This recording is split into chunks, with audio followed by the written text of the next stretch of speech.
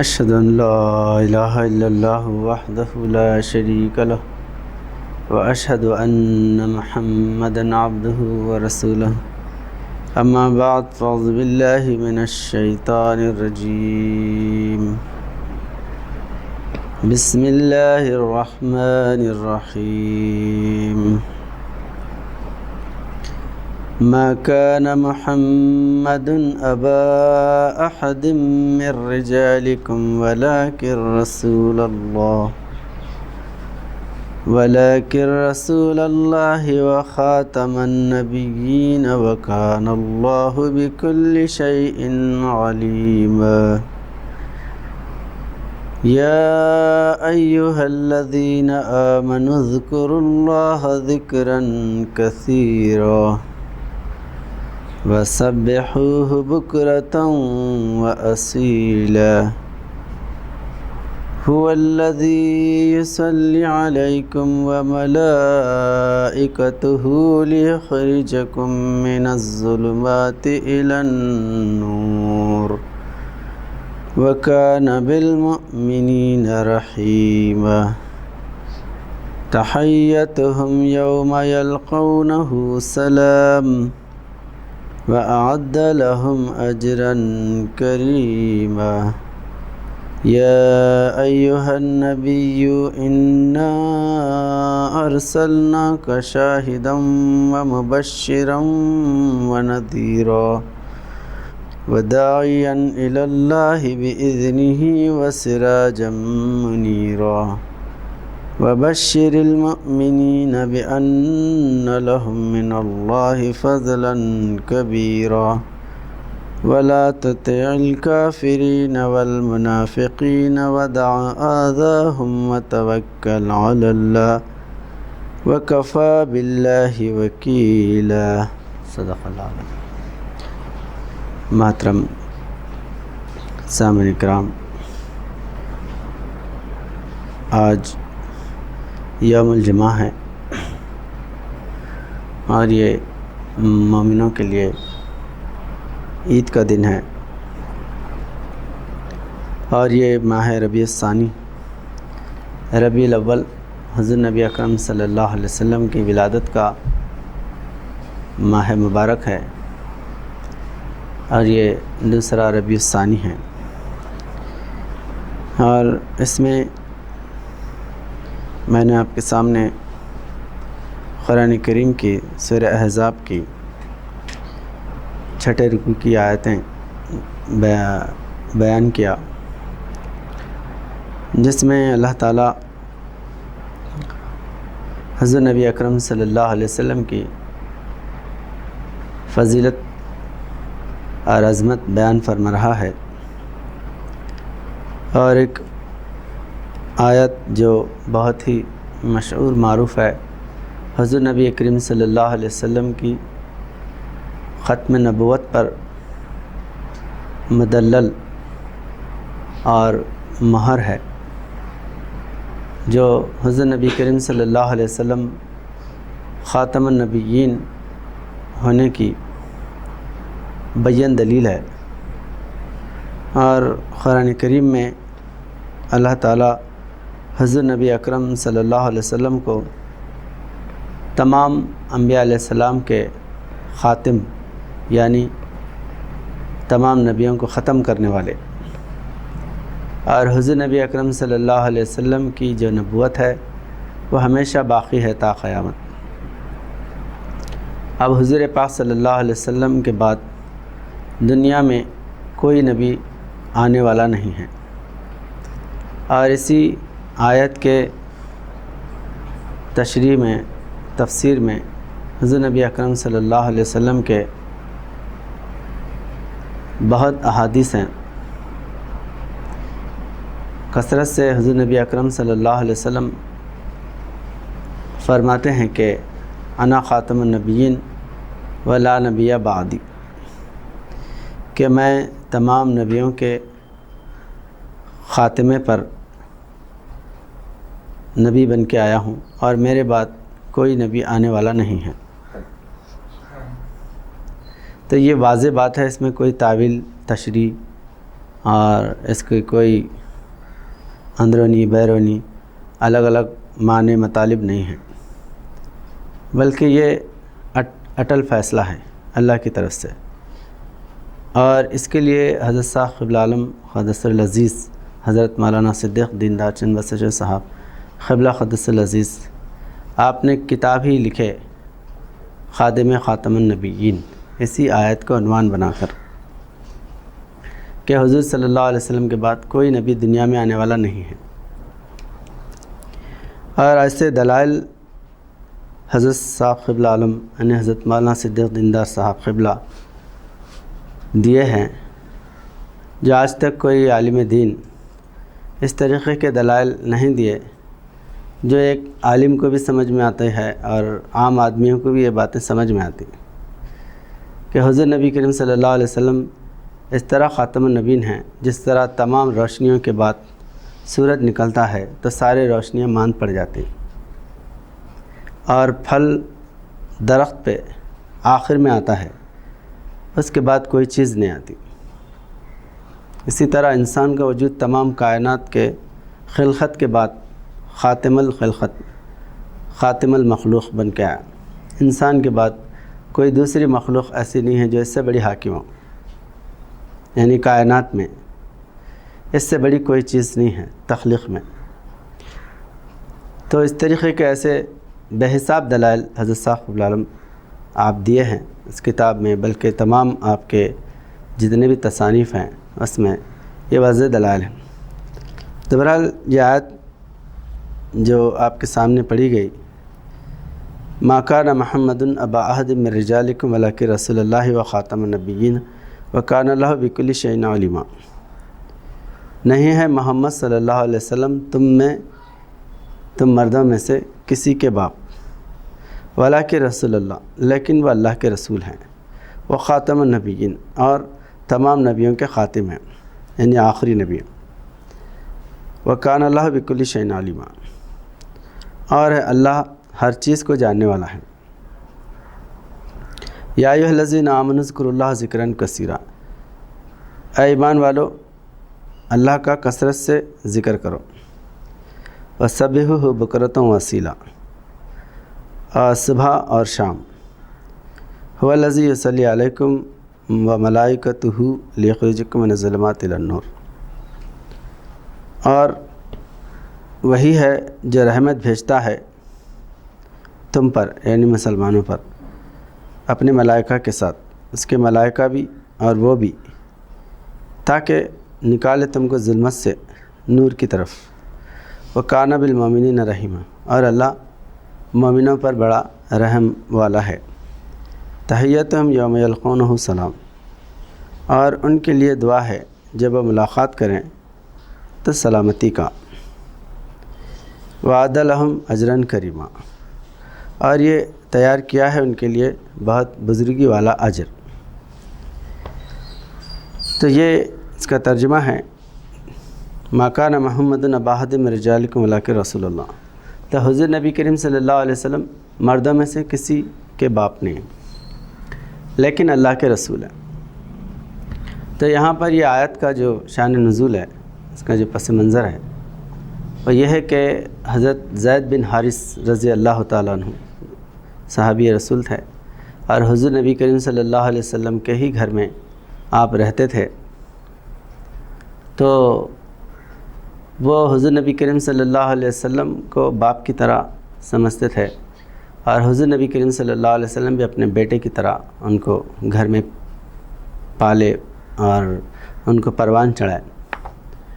تو لوگ بھی آپ کی محبت کو دیکھ کر سمجھتے تھے کہ یہ باپ بیٹے کا رشتہ ہے، حقیقی باپ بیٹا جیسا ہے، اسی طرح یہ رشتہ ہے۔ چونکہ اللہ تعالیٰ قرآن کریم میں فرماتا ہے کہ جو تمہاری پشت سے پیدا ہو وہی تمہاری اولاد ہے، جو تمہاری پشت سے یعنی تمہاری صلب سے، تمہارے جسمانی وجود سے جو نہیں پیدا ہو وہ تمہارا نہیں ہے، جو تمہاری ذریت سے پیدا ہو وہی تمہارا بیٹا ہے۔ اب اللہ تعالیٰ یہاں پر حضرت زید بن حارث رضی اللہ تعالیٰ عنہ کو جو مخاطب کر یعنی آپ کے جو واقعے کو بیان فرمایا ہے کہ حضور نبی کریم صلی اللہ علیہ وسلم جب بڑے ہونے کے بعد اپنے پھوپھی زادی بہن یعنی پھپھو کی بیٹی، ان کا نام تھا حضرت زینب رضی اللہ تعالیٰ عنہا، ان سے نکاح کیے. پھر اس کے بعد یہ پورا تفصیلی واقعہ اس میں سورہ میں پچھلے رکوع میں بیان ہے. تو ان کے اندر کچھ زندگی میں انبن ہوئی اور زندگی چلنا دشوار ہوا، تو آپس میں ایک دوسرے سے وہ جدا ہونا چاہتے تھے، تو حضور صلی اللہ علیہ وسلم ان کا طلاق کرائے. پھر اس کے بعد حضور نبی کریم صلی اللہ علیہ وسلم بعد میں عدت گزرنے کے بعد آپ نکاح فرمائے. پھوپھی کی بیٹی تھی. تو اب یہ لوگ اٹھانے لگے کہ بہو سے نکاح کرے، تو بہو جو ہے نا بیٹی کے مماثل ہوتی اس طریقے کے.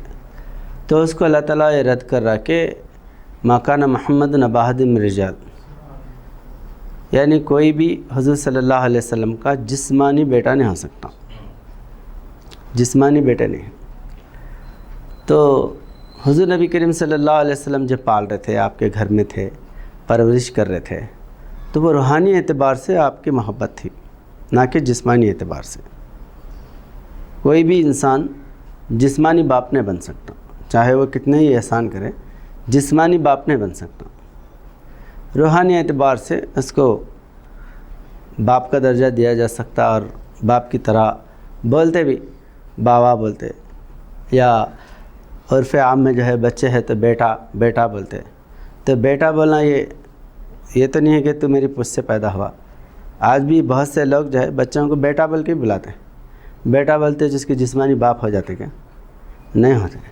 تو وہی ایک عام بات کو اللہ تعالیٰ جب وہ فتنہ پیدا کر رہے تھے کہ بہو سے شادی کرے، تو حضور صلی اللہ علیہ وسلم کو اور اللہ پاک لوگوں کو یہ بتانا چاہ رہا تھا کہ جسمانی اعتبار سے آپ بیٹا جو ہے، جسمانی اعتبار سے اگر بیٹا ہے اور اس کی اگر بیوی ہے تو وہ جائز نہیں ہے، لیکن جسمانی بیٹا نہیں ہے تو کیسا آپ جو ہے نا وہ رشتے کو وہ کرتے، اس کو منسوخ کرتے. تو یہ چیز جو ہے سمجھ میں آنے والی بات ہے، اور لوگ جو ہے اس کو نہیں سمجھتے ہوئے کیونکہ جو لوگ شرارت کرنا چاہتے ہیں انہوں اس بات کو سمجھ میں بھی آیا تو ماننے کے لیے تیار نہیں ہوتے. بہرحال یہی اللہ تعالیٰ فلسفہ یہاں پر سمجھانا چاہ رہا.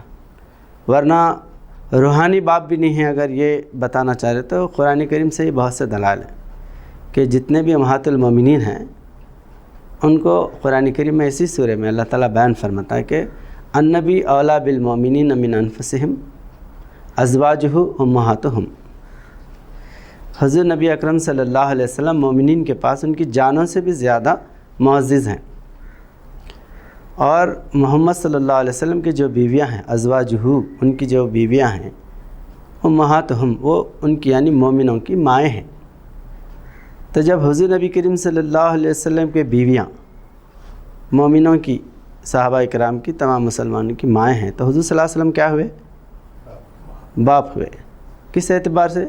روحانی اعتبار سے، جسمانی اعتبار سے نہیں. اور اسی لیے حضور صلی اللہ علیہ وسلم ابو الانبیاء ہیں، تمام نبیوں کے باپ ہیں اور ساری امت کے باپ ہیں. ہر نبی جو ہے وہ اپنے اولاد کی طرح یا اپنی جو ہے محبت اور خلوص میں ان کو جو ہے بھائیوں کی طرح یا اولاد کی طرح ان کی پرورش کرتے. تو یہ روحانی رشتہ ہی ہوتا. اب اللہ تعالیٰ کو جو ہے خدایا تو خاوند سب سے بڑا، زمین آسمان تو نے پیدا کیا. خاوند بولتے مرد ہے کیا بول کے اگر کوئی سوال کیا تو عموماً مرد کے لیے استعمال ہوتا نا، تو وہاں پر خاوند کے معنی کیا ہے؟ نگہبان، ان کو دیکھ ریکھ کرنے والا. شوہر بھی جو ہے نا بیوی کا نگہبان ہوتا، اس وجہ سے خاوند بولتے ہیں. تو ایسا ہی یہاں پر حضور نبی کریم صلی اللہ علیہ وسلم روحانی اعتبار سے باپ ہے. جسمانی جو ہے جو لوگ فتنہ مچا رہے تھے ان کو جواب دیا اللہ تعالیٰ یہاں پر ما کان محمد نبا احد من الرجال، اور رجال کے باپ نے. تو حضور صلی اللہ علیہ وسلم کو اولاد بھی ہوئی، اور جو ہے حضرت جو ہے طاہر، طیب، قاسم، ابو القاسم، اسی سے حضور صلی اللہ علیہ وسلم کو ابو القاسم کہا جاتا. پھر ابراہیم ماریہ قبطی سے حضرت ابراہیم رضی اللہ تعالیٰ پیدا ہوئے، چھوٹی عمر میں فوت ہو گئے. تو نرینہ اولاد بھی دیا اللہ تعالیٰ، لیکن وہ موجود نہیں رہے۔ لیکن یہاں پر اللہ تعالیٰ جو ہے یہ جو جسمانی رشتہ جوڑ رہے تھے حضور پاک صلی اللہ علیہ وسلم کو، اس کی اللہ تعالیٰ نفی کر رہا، نفی کر کے اس بات میں جواب میں اللہ تعالیٰ کیا فرمانا کہ وہ رسول اللہ ہیں، یعنی رسالت کے اعتبار سے سب کے باپ ہیں، صرف زید کے لیے قید مت کرو بلکہ تمام صحابہ کے باپ ہے حضور صلی اللہ علیہ وسلم۔ حضور صلی اللہ علیہ وسلم فرماتے ہیں انا مثلکم الوالد، کہ میں مثل تمہارے والد کے ہوں۔ صحابہ اکرام اور حضور صلی اللہ علیہ وسلم کو صحابہ اکرام کیا عرض کرتے تھے؟ فدا کا امی و ابی یا رسول اللہ، بھایا بچے نے، امی ابی ہمارے ماں اور باپ آپ پہ قربان ہیں۔ تو ماں باپ جو ہے نا حضور صلی اللہ علیہ وسلم روحانی باپ ہے، اس لیے جو مادی باپ ہیں، جسمانی باپ ہے، وہ قربان ہیں آپ پہ۔ یہ جو ہے صحابہ اکرام کا استدلال ہوتا تھا۔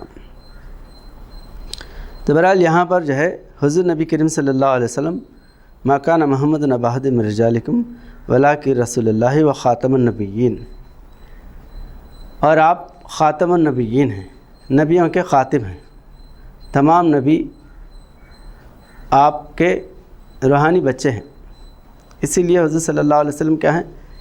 ابو الانبیاء، تمام نبیوں کے باپ ہیں، صحابہ اکرام کے بھی، انبیاء علیہ السلام کے بھی روحانی اعتبار سے، اور حضور نبی کریم صلی اللہ علیہ وسلم جسمانی اعتبار سے آپ عرب میں 1400 سال پہلے ہیں، لیکن حضور نبی کریم صلی اللہ علیہ وسلم روز ازل سے ہے کنت نبیا آدمہ بین الماء والطین، کہ میں اس وقت سے نبی ہوں جب کہ آدم علیہ السلام کا پتلا بھی خاک اور جو ہے آب میں تھا، پانی اور مٹی میں تھا، بین الماء والطین، ابھی پتلا بن رہا تھا، اس وقت سے میں نبی ہوں فرما رہے حضور صلی اللہ علیہ وسلم۔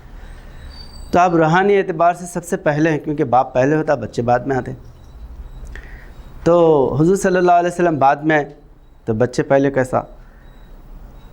تو اس کا جواب یہ ہے کہ حضور صلی اللہ علیہ وسلم روحانی باپ ہیں، تو آپ روحانی اعتبار سے پہلے ہیں۔ اور حضور صلی اللہ علیہ وسلم فرماتے ہیں انا من نور اللہ و کل شیء من نور، میں اللہ کے نور سے ہوں اور ساری کائنات میرے نور سے ہے۔ اول خلق اللہ، سب سے پہلے اللہ نے میرے نور کو پیدا کیا، میرا نور جو ہے سب سے پہلے، بعد میں سب میرے نور سے ساری کائنات پیدا ہوئی۔ انبیاء علیہ السلام بھی حضور صلی اللہ علیہ وسلم کے نور کے ذرات ہیں، اس لیے حضرت صاحب اللہ علیہ فرماتے ہیں آپ ہادی رہے ہر وقت نبی مرسل کے، رشد دینے کا رہا ازلی و ابدی عہدہ، آپ ازلی ہیں اور ابدی بھی ہیں، ازل سب سے پہلے اور جو ہے ازل ابد جو ہے نا بعد آخری میں، آپ خاتم النبیین بن کے آئے حضور صلی اللہ علیہ وسلم کے خاتمے پہ۔ جیسا ایک بیج جو ہے سب سے پہلے زمین میں جاتا، درخت اس کے اوپر پتے، کلیاں، پھول وغیرہ سب ہوتے، پھر جو زمین میں سب سے پہلے تھا وہی پھل کی، وہی جو ہے بیج پھل کی صورت میں آخری میں آتا۔ یہ فطری بات ہے، ہر ایک کو سمجھ میں آنے والی بات ہے۔ تو حضور نبی کریم صلی اللہ علیہ وسلم اول بھی ہے آخر بھی ہے۔ وہ دانہ سبل ختم الرسل مولائے کل، جس نے غبار راہ کو بخشا فروغ وادی سینہ، نگاہ عشق و مستی میں وہی اول وہی آخر، وہی قرآن وہی فرقان وہی یاسین وہی طٰہٰ، وہی اول ہے وہی آخر ہے۔ تو حضور نبی کریم صلی اللہ علیہ وسلم آپ کامل ہونے کی وجہ سے تمام انبیاء علیہ السلام آپ کے نور سے نکلے، اور آپ جب آخری میں آئے تو سب کے سردار بن کے آئے، جس طرح انسان کا وجود سردار بن کے آخری میں پیدا ہوا، پوری کائنات پیدا کرنے کے بعد اللہ تعالیٰ آدم کو پیدا کیا، انی جاعل فی الارض خلیفہ، حاکم بنا کے، کائنات کا حاکم بنا کے پیدا کیا۔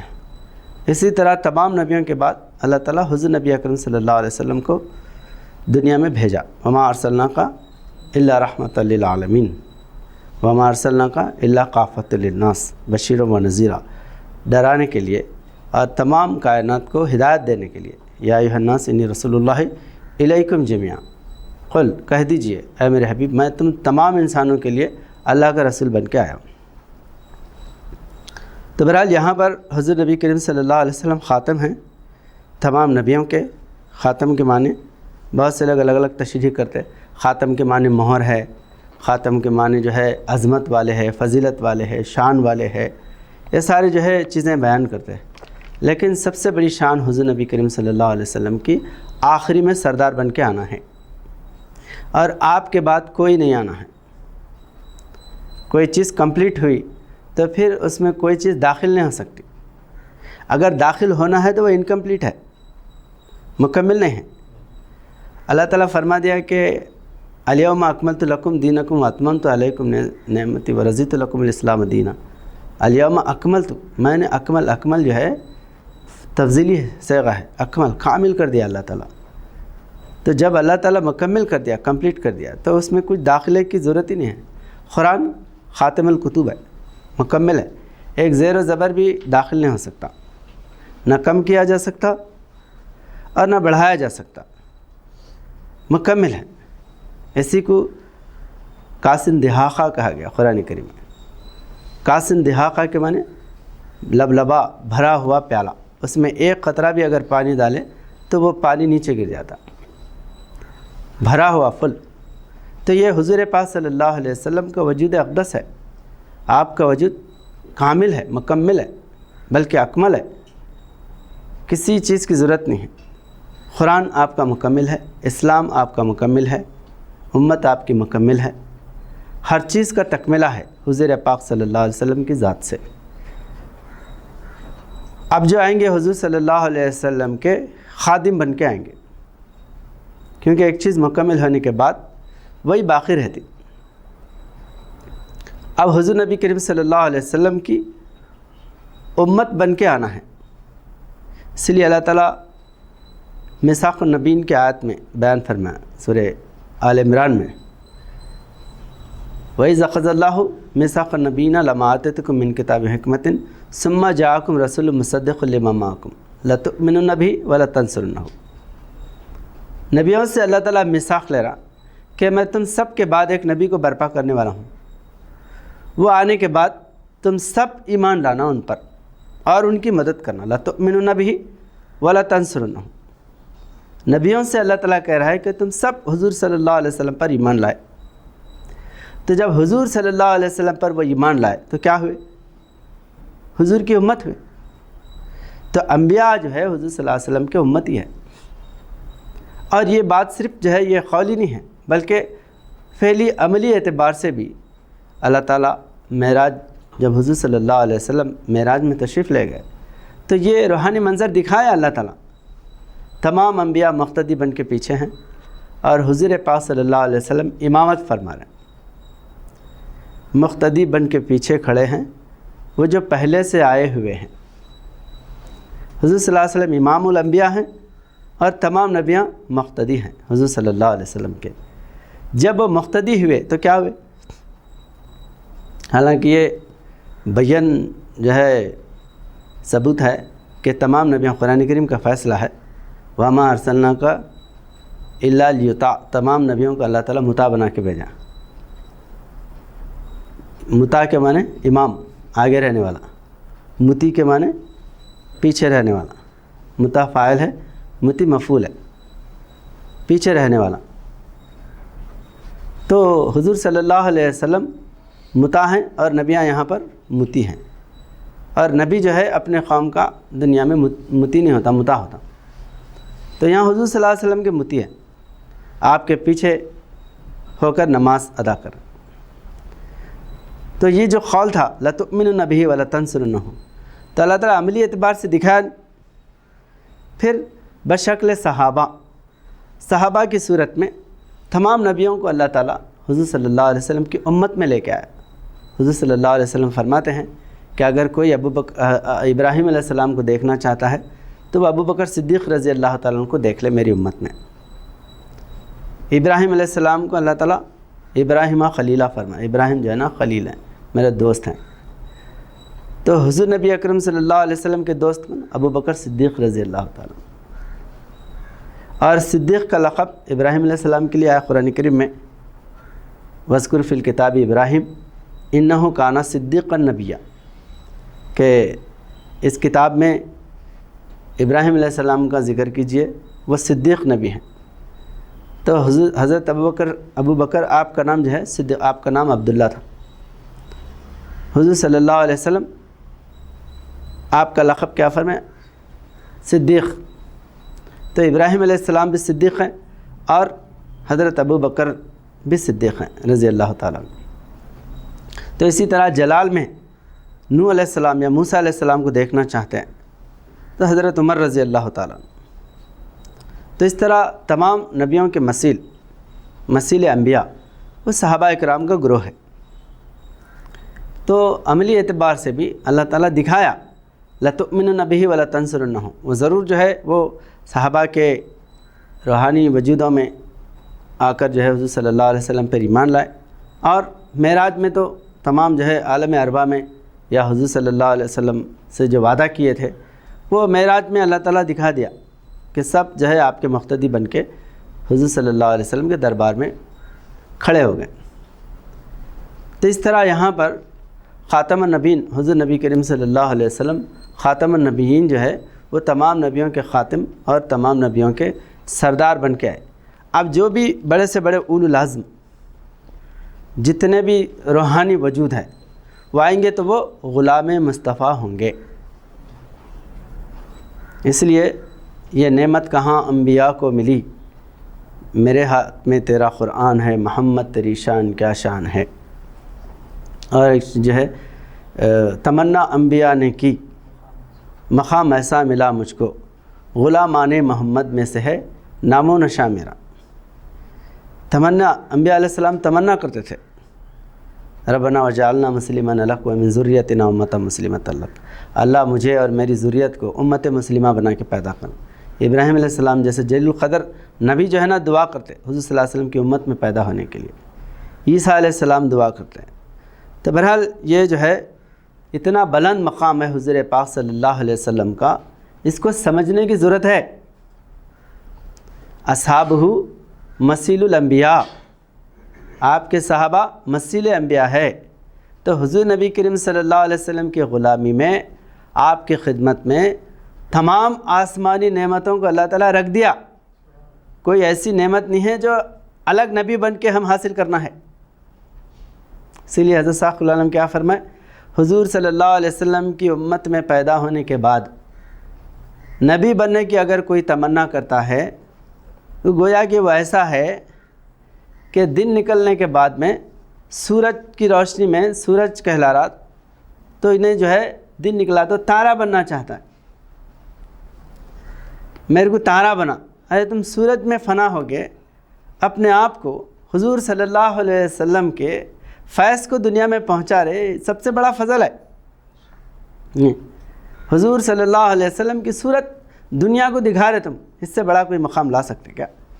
اس لیے حضرت پیران پیر غوث اعظم دستگیر رحمۃ اللہ علیہ کے متعلق کیا فرماتے ہیں، رسول اللہ کا جلوہ ہے جلوہ غوث اعظم کا، عجب پیارا عجب بانکا ہے جلوہ غوث اعظم کا۔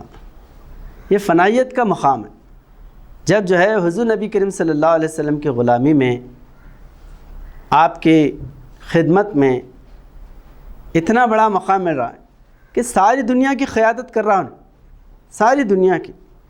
اور یہ اللہ تعالیٰ قرآن کریم میں بیان فرمایا، وَكُنْتُمْ خَيْرَ أُمَّةٍ أُخْرِجَتْ لِلنَّاسِ، ہم نے آپ کو تمام انسانوں کا امام بنایا۔ ایک مسلمان امام الناس ہے، سارے انسانوں کو دعوت اسلام دے سکتا، سارے انسانوں کو جو ہے جمع کر کے ان کی امامت کر سکتا۔ آج کعبۃ اللہ میں دیکھ ایک مسلمان تمام دنیا کے انسان اس کے پیچھے کھڑے ہو کے نماز پڑھتے، ہر قوم کا، یہودی ہے، عیسائی ہے، مجوسی ہے، ہندو ہے، پارسی ہے، سب جو ہے حضور صلی اللہ علیہ وسلم کی امت میں داخل ہوئے اور ایک مسلمان کے پیچھے ہو کر نماز پڑھ رہے، تمام قومیں۔ ایک ایسا دربار ہے، حضور صلی اللہ علیہ وسلم اپنا مقام، اپنا مرتبہ جو منصب امامت ہے وہ ختم نہیں کرے، بلکہ اپنے مقام پہ اپنے صحابہ کو کھڑا کرے۔ آپ امام تھے تو آپ کے بعد حضرت ابو بکر صدیق رضی اللہ تعالیٰ عنہ تمام امت کی امامت فرمائے، اس کے بعد حضرت عمر رضی اللہ تعالیٰ عنہ، اس کے بعد حضرت عثمان غنی رضی اللہ تعالیٰ عنہ، اس کے بعد میں حضرت علی کرم اللہ وجہ۔ اس طرح تمام جو ہے صحابہ اکرام، ائمہ، مجددین، محدثین اس کو باقی رکھے نہیں؟ ارے نہیں، حضور کا مقام ہے مصلی، ہم جانے کے لائق نہیں ہیں، ہم قابل نہیں ہیں، چھوڑ دیے کیا؟ نہیں چھوڑے۔ تو یہ جو ہے حضور نبی کریم صلی اللہ علیہ وسلم کا اتنا بلند جو ہے نا فیض ہے کہ آپ جو ہے اپنے امتی کو اپنا مظہر بنائیں اور اپنا علم جو ہے نا ان کے سینے میں اتارے، پورا قرآن آپ کے حوالے کرے۔ آپ لا سکتے ہیں ایسا قرآن جو حضور صلی اللہ علیہ وسلم کے قلب مبارک پہ نازل ہوا؟ ایسا قرآن لا سکتے؟ نہیں لا سکتے۔ اگر نہیں دیتے اللہ کے رسول تو کیا کرتے تھے؟ ضلالت میں پڑ جاتے تھے۔ یہ جو ہے قرآن آپ کے ہاتھوں میں دیے اللہ کے رسول۔ محمد تیری شان کیا شان ہے، میرے ہاتھ میں تیرا قرآن ہے، یہ نعمت کہاں انبیاء کو ملی۔ تو یہ جو ہے نا سب سے بڑا فیض ہے۔ اس لیے کامل کتاب ہمارے ہاتھ میں آنے کے بعد، کامل دین اسلام میں ہم پیدا ہونے کے بعد ہمارے لیے کوئی دنیا کی نعمت باقی ہے ہی نہیں۔ سارے نعمتیں اللہ تعالیٰ حضور صلی اللہ علیہ وسلم کی امت کو عطا کر دیا، دے دیا۔ الیوم اکملت لکم دینکم واتممت علیکم نعمتی ورضیت لکم الاسلام دینا۔ میں نے دے دیا تمام نعمتیں آپ کی امت کو، یعنی مسلمانوں کو دے دیا اللہ تعالیٰ فرما۔ تو اسی وجہ سے جو اولیاء اللہ ہیں، بزرگان دین ہیں، وہ جو ہے اس نعمت سے سرفراز ہو کے حضور نبی اکرم صلی اللہ علیہ وسلم کو اپنے وجود سے دنیا کو تعارف کرائے، اپنے اندر دکھائے۔ حضرت صاحب قبلہ عالم فرماتے ہیں، حضرت مولانا صدیق بندہ چند صاحب قبلہ، ہے اللہ محمد کا مومن ہی حلہ، کہ ہے قلب مومن میں دونوں کا جلوہ۔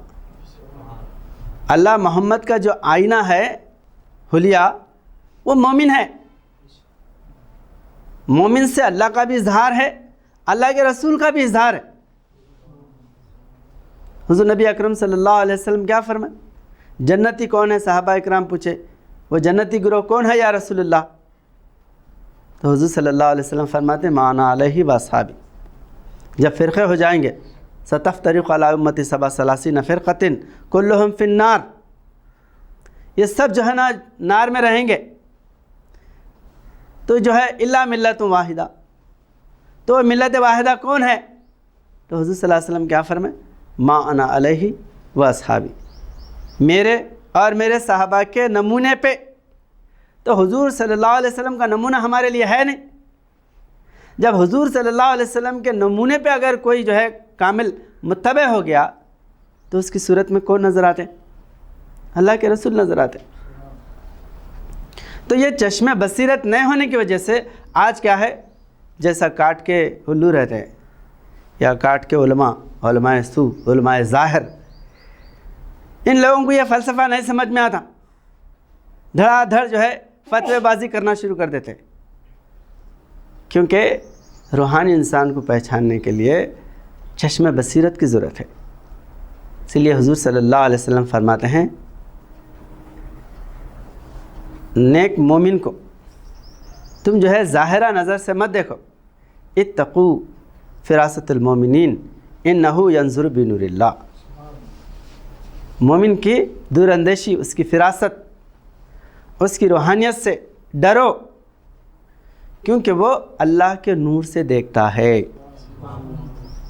اس کی آنکھوں میں اللہ کا نور ہوتا۔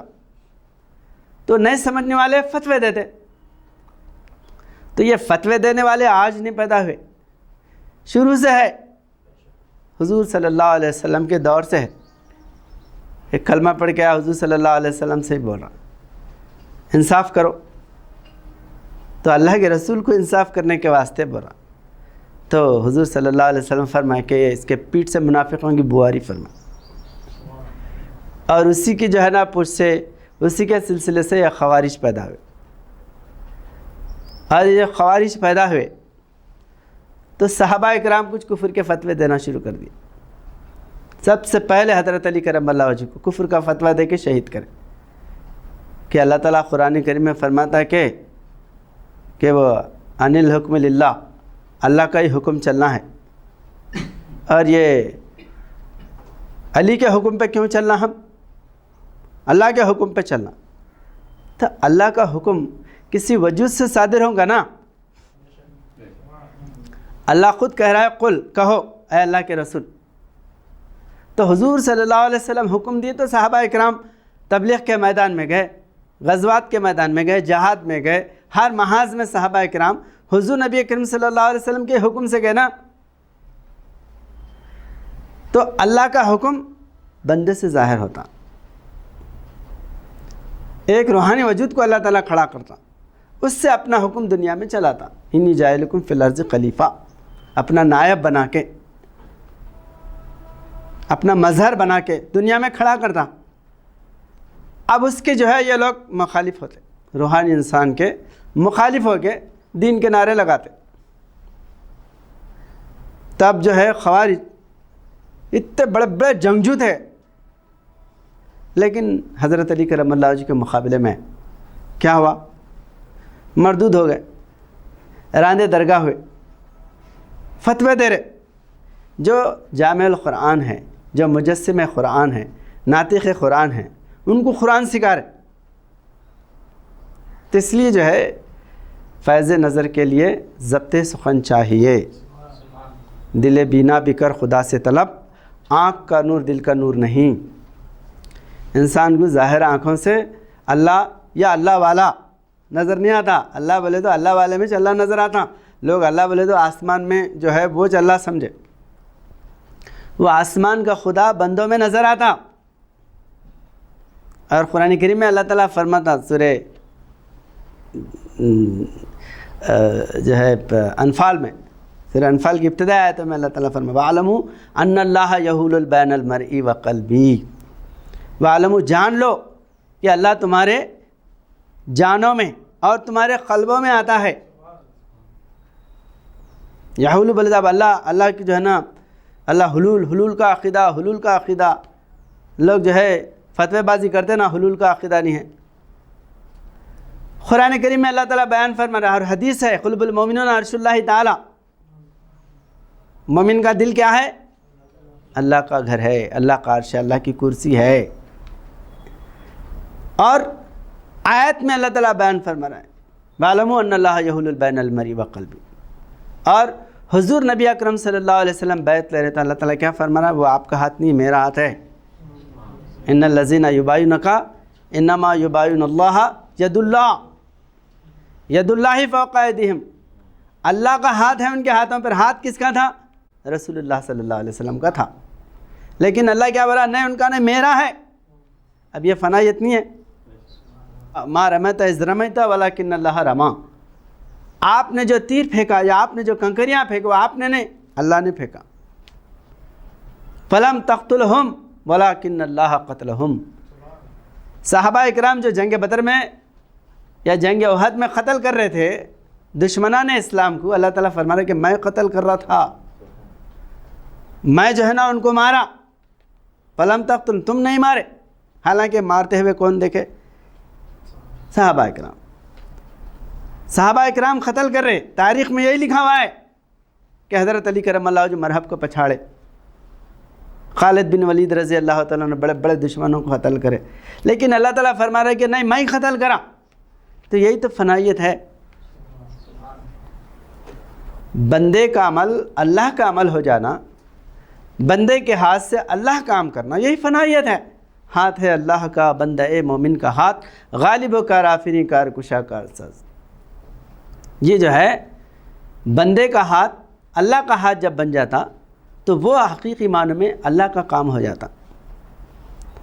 تو یہ جو ہے، حالانکہ بڑے بڑے روحانی انسان ان جو ہے نا باتوں کو بیان کرے اور موجود ہے، لیکن یہ جو ظاہرہ علماء ہے ان کو کبھی بھی سمجھ میں نہیں آتا قرآن کریم جو ہے۔ اس لیے علامہ اقبال کیا فرماتے ہیں؟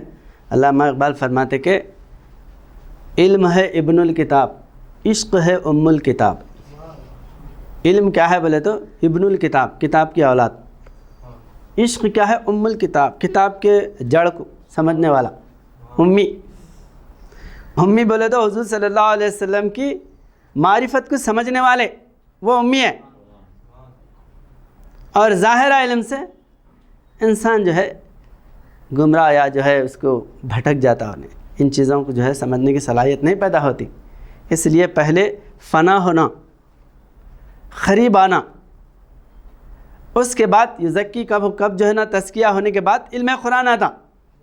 بعث فی الامیین رسولا منہم یتلو علیہم آیاتی ویزکیہم. قرآن کی آیاتوں کو جو ہے نا پڑھنے کے بعد تزکیہ ہونا. یزکیہم یعلمہم الکتاب والحکمہ. جب علم کتاب پیدا ہوتا، تزکیہ ہوتا، بغیر تزکیے کے قرآن ہاتھ میں لیا تو یہ فتوی بازی. صحابہ اکرام فوج در فوج اسلام میں داخل کرے، یدخلون فی دین اللہ افواجا. اور یہ آج کے علماء کیا کر رہے؟ یخرجون من دین اللہ افواجا. فوج در فوج اسلام میں سے نکال کے باہر پھینک دے رہے، اور یہ سمجھ رہے کہ ہم حضور صلی اللہ علیہ وسلم کے دین کی خدمت کر رہے. کتنی بڑی خدمت ہے. ہاں، ایک کافر کو مسلمان کرنے کے لیے کتنے پاپڑ بیلنا پڑتا، کتنے مصیبتیں اٹھانا پڑتا، اور کتنے اذیتیں جھیلنا پڑتا. میدان میں آئے تو معلوم ہوگا نا. تو اپنے جو ہے خون پسینے بہا کے صحابہ اکرام، اولیاء اللہ کافروں کو اسلام میں داخل کرے، اور ٹھنڈی ہوا میں بیٹھ کے، بلکہ اے سی کے چمبروں میں بیٹھ کے لکھ دے رہے تمام بریلوی کافر، تمام دیوبندی کافر، ہنگ لگی نہ پھٹکڑی، رنگ آئے چوکھا. کوئی جو ہے نا محنت نہیں، پھگڑ میں پہننا مل رہا ہے، پیسے پہ لا کے ڈبوں کے ڈبے دے دے رہے، بیٹھ کے لکھ دے رہے.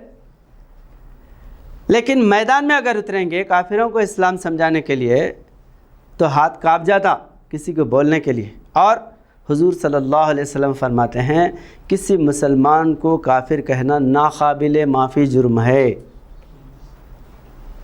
یہ جرم ایسا ہے کہ معاف ہونے والا نہیں ہے.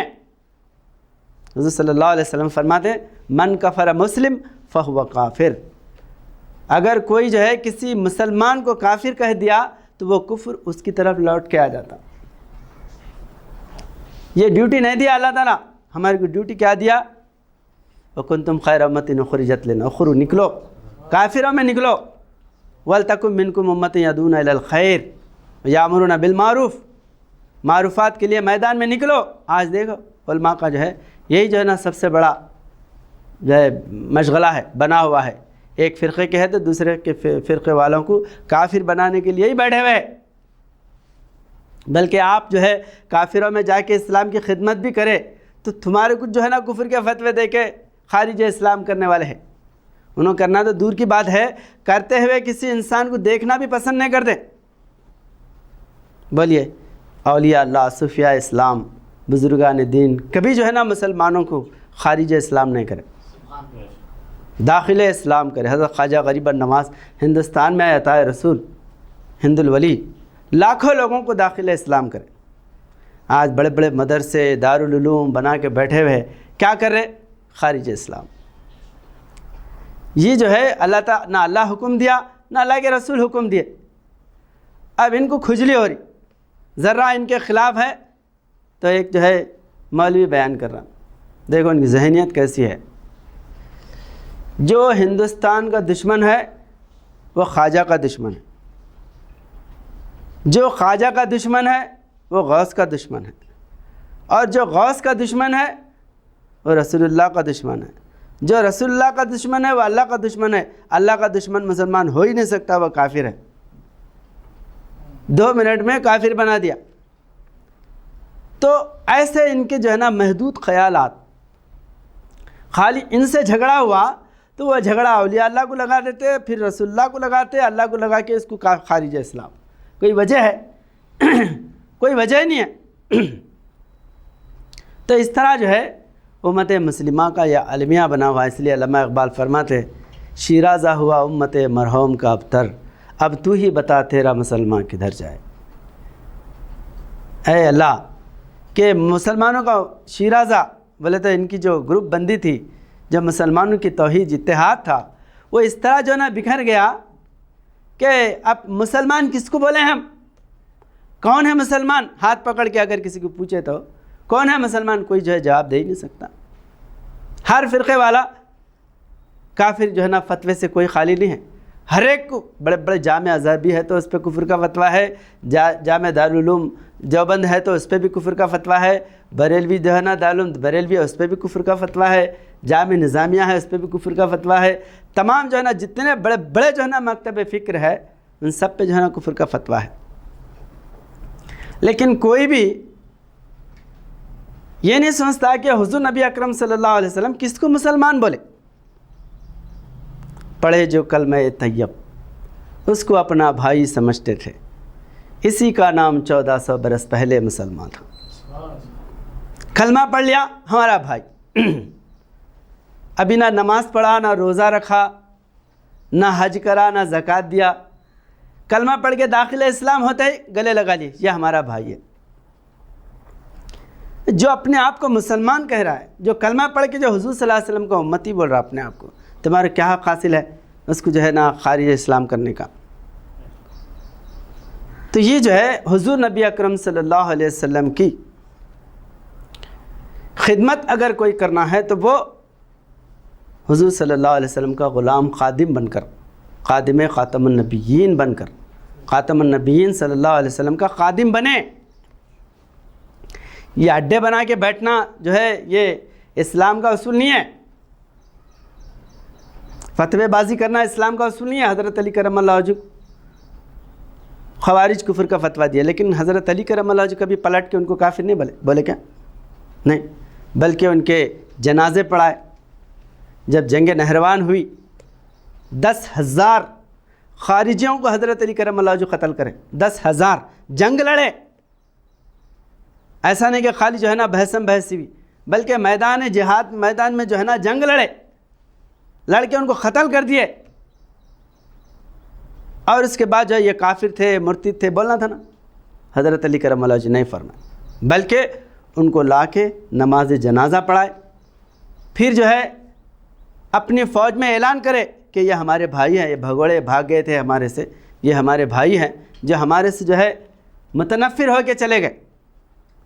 ان کی عورتوں کو باندیاں نہیں بنانا، ان کا مال نہیں لوٹنا، ان کا مال واپس کرو. اگر کوئی لے لیے ہیں تو مال ان کو پہنچاؤ اور ان کی عورتوں کے ساتھ اچھا سلوک کرو. بولیے. جو قرآن کریم کے حامل ہیں، عامل قرآن ہیں، آپ کا یہ رویہ ہے کہ اتنا سخت جو ہے نا آپ سے لڑنے کے لیے آئے، بلکہ لڑ کے جو ہے نا آپ کو زخمی کر رہے. لیکن حضرت علی کرم اللہ وجہ کبھی جو ہے ان کو کفر کا فتویٰ نہیں دیا، نہ اولیاء اللہ دیے. آج بتائیے لوگوں کے اندر چنے بٹانے ہو گئے، کفر کے فتوے بولے تو چنے بٹانے ہوئے.